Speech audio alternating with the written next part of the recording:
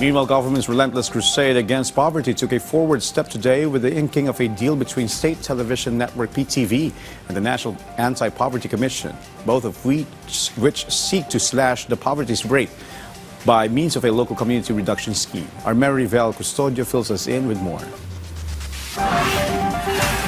The People's Television Network Incorporated and National Anti-Poverty Commission or NAPC has signed a partnership for Aksyon Laban sa Kahirapan Season 2. The program will showcase government reforms and policies to reduce poverty in the country, including the local community poverty reduction plan.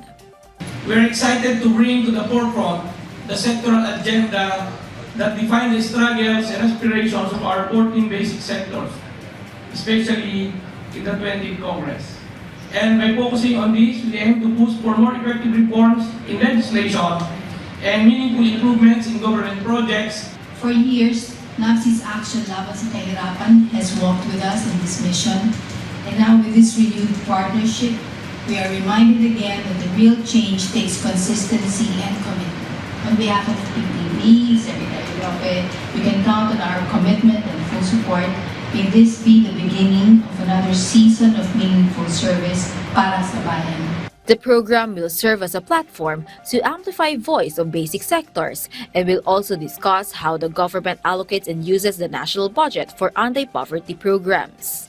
Inaasahan natin na maipakita natin na yung budget na inaaprubahan ng Kongreso, pag ipinatupad doon sa mga komunidad, ay merong impact na nakikita at nakakatulong dun sa ating mga kababayan. No? Gusto nating ipakita na yung pondo na inaprubahan ng Kongreso kung paano nakakarating doon sa community at yun yung ikinukwento natin.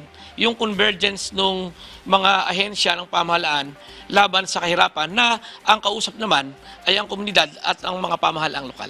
Season 2 will consist of 35 episodes, up from 22 episodes in its first run. Aksyon Laban sa Kahirapan airs on Rise and Shine Pilipinas every Tuesday and Thursday. Vel Custodio for the National TV Network for a new and better Philippines.